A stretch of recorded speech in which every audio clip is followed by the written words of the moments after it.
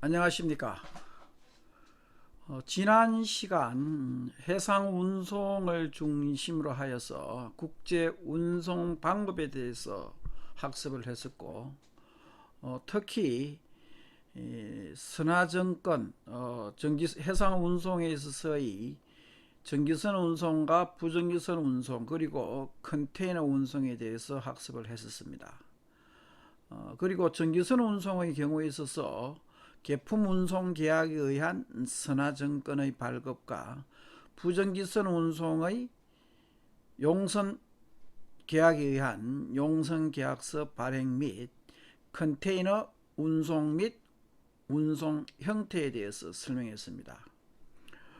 자, 이것을 기초로 하여 이번 시간에는 그 선화증권이 발급되는 절차와 또 컨테이너 운송에 의한 선화증권의 발급 절차라고 봐도 좋고, 또 한편으로서는 그 컨테이너 운송의 이 운송 절차 및 계품 운송 계약에 있어서의 이 운송 절차라고 해도 좋습니다. 그래서 그것이 선적되고 또 최종 목적지에서 수화인에 의해서 어떻게 물품이 수령되는가 하는 것을 선화증권을 중심으로 해서 설명을 하고, 이것이 끝나면은 중요한 선화증권에 대해서 학습을 하도록 하겠습니다.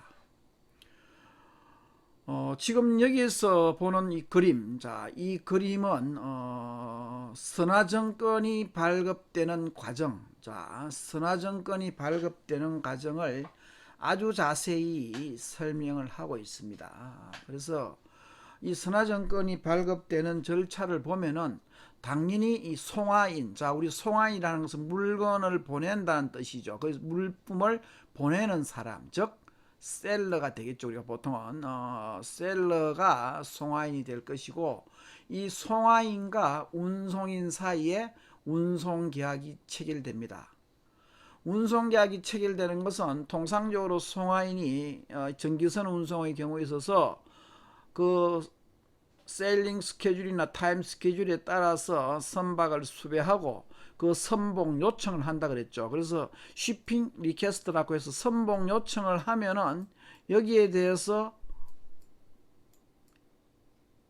운송인이 소위 부킹 노트라고 했죠. 승낙을 하는 것이라 그랬죠. 그래서 부킹 노트를 발행을 하면은 운송 계약은 성립되었다고 보면 됩니다. 그래서 이 운송 계약에 따라서 이 운송 계약이 성립되고 나면은 일반적으로 선박 회사, 즉 운송인은 적하 예약 목록이라는 것을 작성하여서 송화인 그 즉 셀러와 누구에게 선박의 본선 선박의 1등, 뭐 구체적으로는 1등 항해사인데 그냥 본선에 통지를 하고, 이 적하 예약 목록이라는 것을 우리가 부킹 리스트라 그러는데, 이것은 통상적으로 선박 회사가 작성하여서 본선과 또 그 화물을 적재하는 소위 이제 하역업자에게 통지하는 집화된 화물의 명세표입니다. 그래서 이 적하 예약 목록을 받으면은 이 본선은 이 적하 예약 목록, 즉 부킹 리스트에 따라서 집화계약을 수립하고 반입되는 화물을 수취하게 됩니다. 자, 그리고 나면은 세 번째로 통상적으로 이 운송인은 뭐 선박 회사를 해도 좋고 운송인을 해도 관계가 없습니다. 그래서 이 운송인은 이 물품의 검량 회사에 용적 중량 증명서의 발행을 요구하게 됩니다. 그래서 그 공인 검량인이 그 운임이나 항비 등의 산출 자료로서 발행하는 용적 중량 증명서는 뭐 설베이 로트라고도 이제 일반적으로 이야기하는데, 그래서 이제 이 뭐 운임을 산정하기 위하여 검량회사에 소위 용적 중량 증명서의 발행 요청을 하게 되고, 그 다음 화주는 통상적으로 이 화물을 자기의 어떤 그 창고나 뭐 아니면 기타 그 지정된 장소에 장치한 후에 소위 반드시 세관에다가 소위 EDI라 그랬습니다. 우리나라 세관의 수출 신고는 100% 페이퍼리스 방식, 즉 서류 없는 전자문서 교환 방식에 의해서 수출 신고를 하게 됩니다. 이것이 우리가 이제 보통 통관이라고 그랬죠. 그래서 이 통관을 하면은 세관은 별 하자가 없으면은 컴퓨터에 의해서 수초 만에 수출 신고 필정이 교부가 됩니다. 자, 그러면 일단 송하인 입장에서는 운송 계약을 체결하고 자기들이 수출 신고를 끝내면은 사실상 어떻게 보면은 송하인으로서의 일은 다 끝났다고 볼 수 있죠. 그래서 자, 이렇게 이제 송하인이 운송 계약에 근거해서 수출 신고까지 끝내고 나면은 그 다음 단계, 자, 이제 모든 것은 이 운송인에 의해서 이루어지겠죠. 그래서 이 운송인은 소위 선적 지시서를 발행합니다. 지금 여기를 보면은 운송인이 송하인을 통해서, 자, 운송인이 송하인을 통해서 송하인이 이 선적 지시서를 받아서 본선의 정확하게는 1등 항해사입니다. 우리가 메이트라 그랬죠. 그 1등 항해사에게 제시를 한다고 되겠는데, 대개의 경우에 이렇게 송하인을 거치지 않고 그냥 자기 선박 회사의 컴퓨터와 본선상의 컴퓨터 사이에 컴퓨터에서 그냥 이 shipping 오더가 그냥 바로 전달된다는 것이 일반적입니다. 그래서 뭐 원로는 이제 이렇게 shipping 오더를 받아서 주면은 여기에 근거해서 물품을 선적한다라고 이야기를 하는데, 보통은 이제 운송인이 소위 거기에 따라서 운송 지시, 그 선적 지시죠. SO 하는 것이 shipping 오더입니다. 그래서 선적 지시를 하고 나면은 이 선적 지시에 따라서 본선에서 그 선적 지시서의 내용대로 무사히 수치를 하고 나면은 그 수치를 했다 하는 증명서 MR, 자, 지난 시간에 얘기했죠. 이 MR이라는 것은 메이터스 리시터. 이 메이터라는 이 메이터가 바로 누구냐 하면 본선의 1등 항해사입니다. 그래서 메이터스 리시터. 그래서 이것을 우리가 MR, 자, 뒤에는 생략하겠습니다. 그래서 이것을 MR이라 그래서 본선상에 이제 그러면은 그 물품을 싣고 갈 선박에 본선상의 1등 항해사가 선적 지시서대로 물품을 선적했다라고 수치했다는 것을 증명하는 증명서가 본선 수치증, 즉 본선에서 물품을 받았다는 것이죠. 그래서 이걸 MR이라 그러는데, 이 MR도 shipping 오더와 마찬가지로 이렇게 송하인을 거쳐서 운송 선박회사로 가는 것이 아니라 대개는 그냥 바로 자기들이 컴퓨터상에서 바로 이렇게 운송회사와 본선 선박 간에 이 shipping 오더와 MR은 서로 컴퓨터상에서 그냥 돌아다닌다고 생각을 하면 됩니다. 그러면 그 이제 MR의 기초에서 실제로 운송인이 발행하는 것이 무엇이냐면 바로 선하증권이라는 것입니다. 그래서 이 선하증권이 이렇게 해서 이제 발행이 된다. 그러면 통상적으로 이제 송하인은 그 다음 자기들은 이제 선하증권을 발급받았으니까, 자, 선하증권에 대해서는 좀 더 자세히 다음 편에 학습을 하도록 하겠습니다.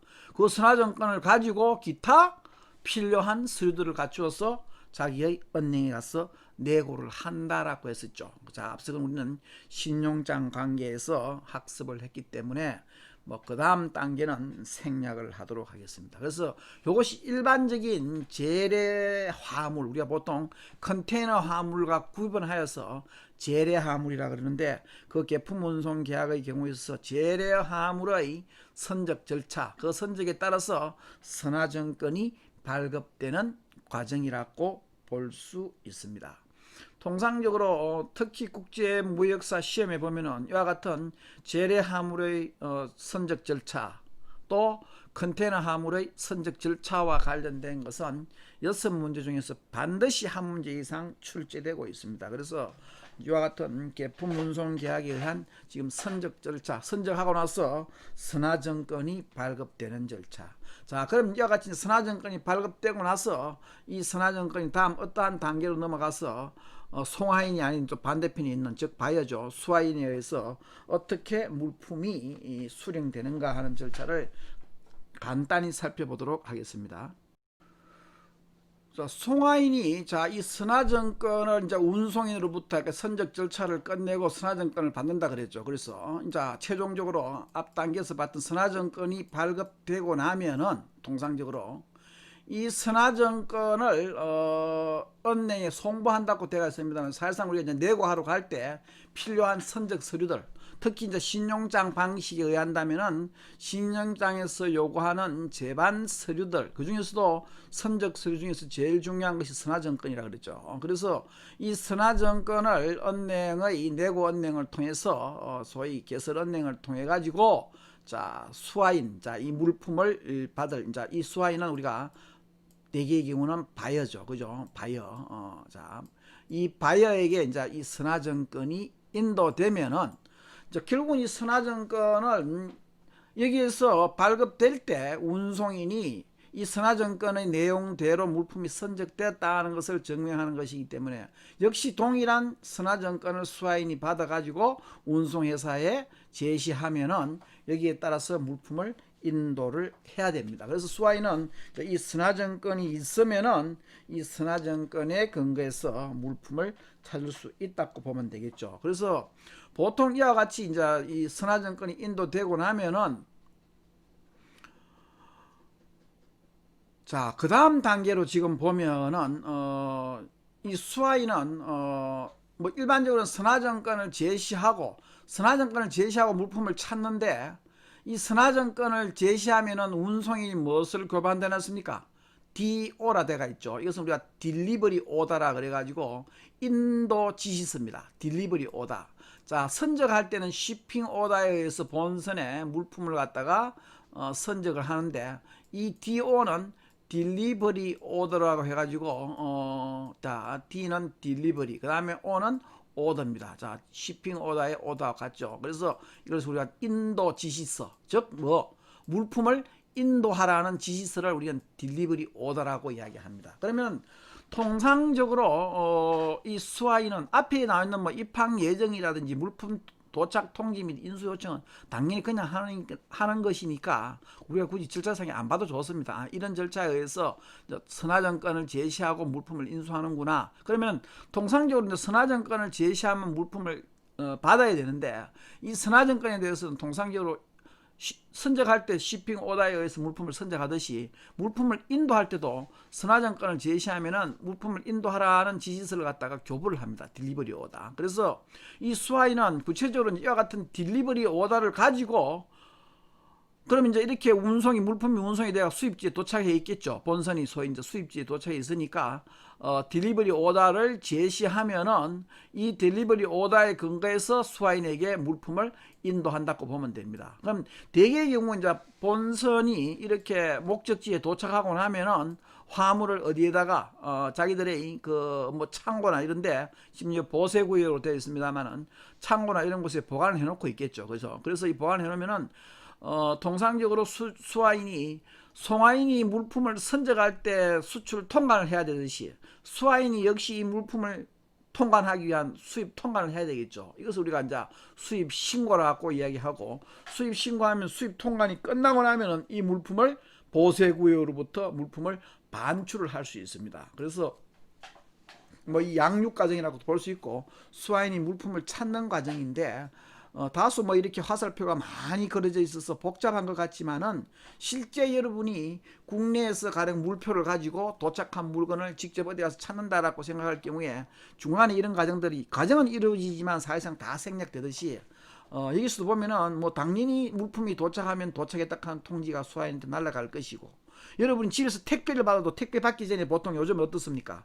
뭐 택배가 몇 시에 배달될 예정이니 뭐 연락을 남겨주십시오 이런 메시지가 오듯이 마찬가지입니다. 물품이 도착하면은 물품 도착을 하고 거기에 따라서 선화증권을 제시하고 일반적으로 물품을 인수한다라고 생각하면 됩니다. 그래서 수화인의 입장에서는 역시 이제 이 선화증권을 제시하고 물품을 받는 것이고 송화인의 입장에서는 물품을 선적하고 선화증권을 받고 이 선화증권이 이제 이렇게 해서 권리가 최초에 이 송화인이 이 선화증권에 대한 권리를 가지고 있다가 자, 우리 이제 은행의 내고 과정에서 보면은 내고 은행으로 소유권이 넘어갔다가 또 그것이 오프닝 뱅크로 넘어갔다가 최종적으로 수화인에게 이 선화증권에 대한 권리가 넘어가면은 수화인이 그 선화증권을 가지고 물품을 찾을 수 있습니다. 이 관계는 뭐 물품이 도착해서 세관 창고에 혹은 개인이 가지고 있는 보세 창고도 있습니다. 그럼 보세 창고에 있으면은 당연히 세관 당국에 수입 신고를 하고 즉 수출 통관 절차를 마치면은 물품을 국내로 반입할 수 있습니다. 만약 이와 같은 수입 신고를 하지 않고, 즉 수입 통관을 하지 않고, 수출업자도 마찬가지로 수출 통관을 해야 되듯이 수입업자도 수입 통관을 마치고 물품을 반출할 수 있지, 수입 통관 없이 만약에 임의적으로 그냥 보세구역에서 물품을 가져 나온다면 이것은 당연히 밀수 행위가 됩니다. 물론 이 보세구역에서 이 수입 신고 필정이 없으면 당연히 또 물건을 수화인에게 인도하지 않습니다. 그렇기 때문에 수화인이 이 물품을 반출하기 전에는 반드시 세관당의 수입 통관 절차를 마쳐야 된다. 자, 이것이 송화인에 의한 선정 및 수화인에 의한 물품의 인도 절차. 또 한편으로서는 개괄적으로 이야기한다면은 컨테이너 운송 방법이 아닌 재래식 화물에 있어서의 운송 절차라고 할 수 있겠습니다. 자, 이것이 계품 운송 계약에 의한 재래 화물의 운송 절차라면은 다음으로 컨테이너, 소위 계품 운송 계약에 의한 컨테이너 화물의 선적 절차에 대해서 학습하도록 하겠습니다. 자, 앞서 살펴본 재래 화물과 달리 컨테이너 화물의 운송 절차는 조금 다릅니다. 또 특히 컨테이너의 경우에 있어서는 FCL 화물이냐 아니면은 LCL 화물이냐에 따라서 운송 절차도 약간 상이하다고 볼 수 있습니다. 자, FCL 화물과 LCL 화물의 기본적인 차이만 안다면은 그 운송 절차를 우리는 쉽게 학습할 수 있을 것입니다. 자, 지금 이 그림에서는 먼저 FCL 화물에 의한 풀 컨테이너 로드죠. 그래서 FCL 화물에 의한 소위 운송 절차를 보여주고 있습니다.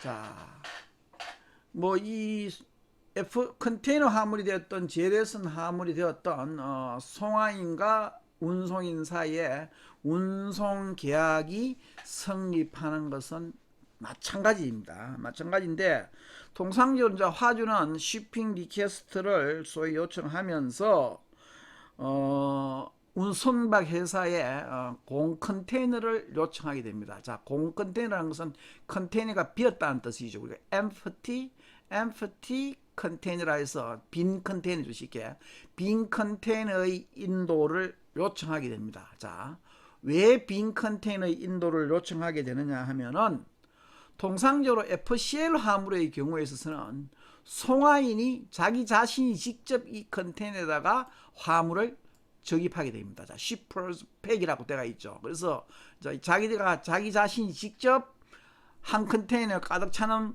소위 화물량이기 때문에 송화인이 직접 컨테이너에 화물을 지급해서 송화인이 직접 봉인 작업까지 마칩니다. 지금 보면 이제 실한다 그러죠. 우리가 보통 실링이라 그러죠. 그래서 직접 운송인이 직접 봉인을 하기 때문에 실제 그 컨테이너에 어떤 물건이 들어가는지는 운송인은 모릅니다. 그냥 송화인이 그 자신이 물품을 적입하고 그런 물건이 들었다라고 하면 나중에 운송인이 선화증권을 발급하면서 송화인이 말한 대로 소위 선화증권을 발급을 한다고 보면 돼요. 그래서 보통은 이와 같이 운송 계약에 따라서 공 컨테이너를 요청을 하게 되면은 이 운송인은 소위 CY 컨테이너 장치장이라고 지금 때가 있죠. 보통은 이 운송회사의 대리인인 소위 그 CY 오퍼레이터, 그 컨테이너 CY 오퍼레이터에게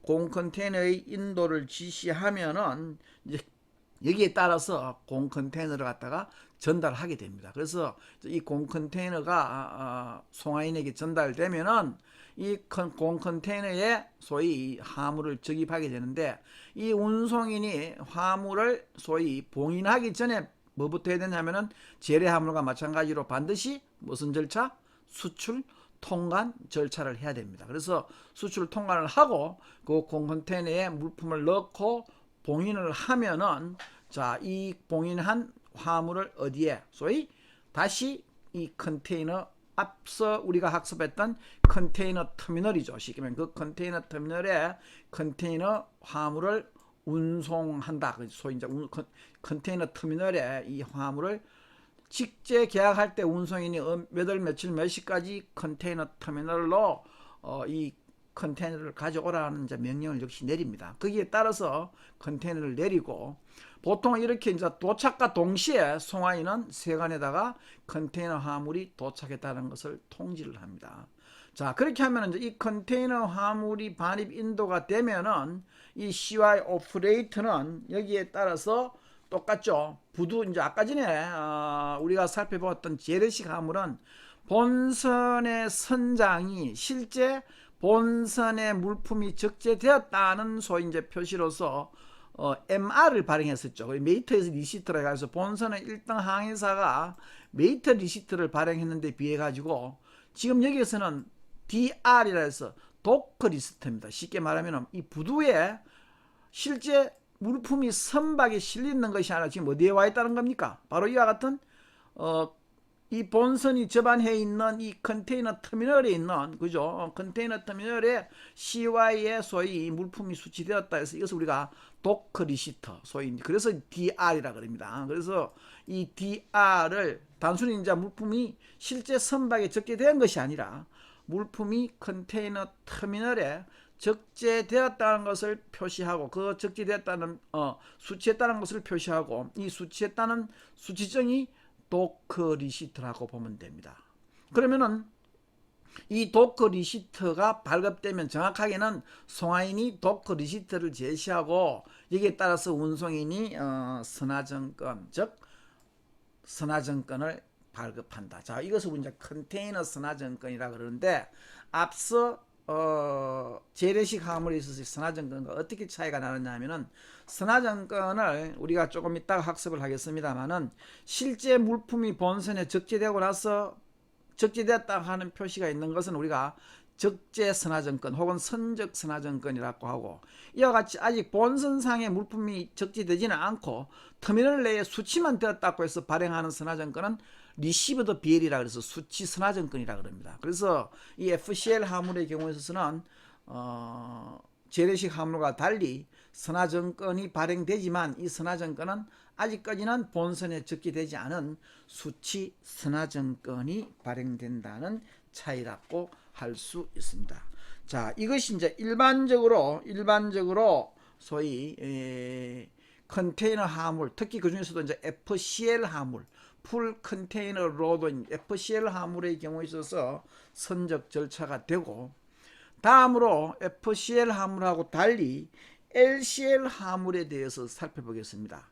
기본적인 차이가 이제 LCL 화물과 FCL 화물의 차이는 무엇이냐 하면은 FCL 화물은 이 한 컨테이너에 가득 물품을 실을 수 있는 물량이기 때문에 이렇게 엠프티 컨테이너를 요청해서 송화인이 자신이 직접 화물을 컨테이너에 넣어서 본인이 직접 봉인을 한다 그랬습니다. 송화인이 그죠? 그런데 LCL 화물은 그렇게 할 수 없겠죠. 앞서 우리가 컨테이너 운송 형태를 볼 때 LCL 화물은 일단 본인이 집어넣는 것이 아니라 그것을 어디에다가 컨테이너 터미널 내에 있는 CFS라는 LCL 화물을 FCL화 시키는 그 조작장, 그것을 우리가 컨테이너 프레이트 스테이시라고 해서 CFS라고 있었죠. 그래서 그 차이라고 보면 됩니다. 송화인이 직접 화물을 자기 자신이 적입을 하는 것이 아니라 일단 화물을 LCL 화물을 어디다가 CFS로 가져가서 거기에서 소위 FCL화 시킨다 하는 그 차이입니다.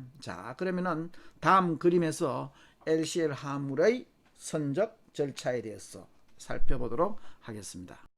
자, 방금 얘기했듯이 이제 이 절차는 우리가 LCL 화물이라고 할 수 있는데 그림이 잠깐 넘어갔습니다.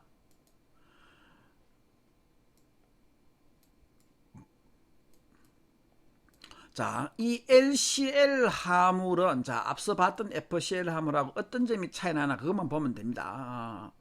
자, 똑같이 운송 계약을 요청하면서 선적 요청을 하는 운송 계약이 이루어지는 과정은 똑같죠. FCL 화물의 경우에서는 운송인이 소위 이 CY 오퍼레이터에 해가지고 공 컨테이너를 송화인에게 직접 적입 보냈다 하는 그 차이가 있었죠. 그러나 LCL 화물은 송화인이 직접 물품을 컨테이너에 적입해가 실링하는 작업을 할 수 없기 때문에 송하인이 자기 자신의 이 LCL 화물, 즉 LCL 화물이라는 것은 우리가 컨테이너에 이렇게 컨테이너가 있으면은 컨테이너에 가득 차지 않고, 그죠? 예를 들자면은 자기 화물이 한 3분의 1쯤 된다 이러면은 이 3분의 1에 대한 화물을 포장을 해가 어디로? 컨테이너 조작장, 즉 컨테이너 프레이트 스테이션으로 가져가야 되겠죠. 뭐 이런 과정은 여러분 이해할 필요 없습니다. 왜냐하면은 일단 화물을 뭐 자기가 직접 차량을 수배하든지 자기 자신의 선박에 자동차로 가져가든지 하여튼 어디로 가져가야 된다? 컨테이너 터미널 내에 있는 소위 CFS까지 가져가야 되겠죠. 그렇게 하면 이 CFS에서 어떻게 한다 그랬습니까? 같은 목적지로 가는 LCL 화물을 여러 개 이렇게 넣어가지고, 그죠? 가령 뭐 1, 2, 3의 화물이 있다면 이렇게 LCL 화물을 FCL화 시키는 이 장소가 바로 CFS라 그랬습니다. 그죠? 그러니까 자기의 화물을 직접 어디에 가져간다? 직접 되었던 뭐 국내에 있는 다른 트럭 회사를 통해서 가져가든 하여튼 CFS에 가져가면은 일단 이 CFS에 있는 그 오퍼레이터가 LCL 화물을 소위 FCL화 시키고 그 LCL 화물 하나에 대해서 역시 부두수지증을 발급을 해줍니다. 물론 이 부두수지증을 지금 그림에서는 이렇게 송하인을 발행을 해갖고 송하인이 운송인에게 제출하는 것은 되어 있지만 이것은 이 하나 자기들이 컴퓨터 내에 똑같이 다닙니다. 그래서 이렇게 이제 물품이 적재되고 나고 그 다음 송하인은 자기의 물품이 뭐였다는 거 소위 수출한다는 수출 신고는 반드시 해야 되겠죠. 그래서 이것은 우리가 수출 통관 절차, 이 수출 통관 절차는 반드시 뭐 1, 2, 3, 4 이런 순서가 아니고 실제로 물품이 출발하기 전에 수출 신고를 해도 관계는 없습니다. 하여튼 수출하겠다는 신고를 하고 반드시 수출 통관 절차를 끝내놔야 된다. 수출 통관 절차를 끝내놓지 않으면 또 통상적으로 물품을 선박에 실을 수도 없습니다. 나중에. 그래서 반드시 이제 수출 신고를 통관을 끝내고 나면은 중요한 것은 송하인이 무엇을 받아야 된다? 자기 물품이 실제 수취되었다는 증명서, 즉 선화증권. 자, 컨테이너 운송 방법, 컨테이너 화물의 경우에 있어서는 그것이 FCL 화물이 되었던 LCL 화물이 되었던 일단 선화증권은 부두에 수취되었다는 것이죠. 그죠? 그 수취되기 때문에 수취 선화증권이 발급된다고 보면 됩니다. 그러면 송하인은 자기 물품에 대한 선화증권을 가지고 그 다음 똑같죠. 선화증권을 가지고 은행에 소위 내고를 하면은 무수출 대금을 받으면은 송하인으로서의 어떤 수출 절차는 끝이 난다고 볼 수 있습니다. 그래서 이 선화증권은 이와 같은 지금 세 가지 경우를 살펴봤죠. 재래 화물에 의한 소위 운송 절차, 그 다음에 컨테이너 운송에 의한 운송 절차가 있는데 컨테이너 운송도 FCL 화물이냐 LCL 화물이냐에 따라서 구분된다. 특히 이와 같은 운송 절차 방법이 반드시 국제운송, 무역계약의 운송 파트에 한 문제 이상은 반드시 출제된다는 것을 기억해 두기 바랍니다. 자, 이것이 우리가 재래 화물과 컨테이너 화물의 운송 절차고 다음 시간에는 선화증권에 대해서 학습하도록 하겠습니다.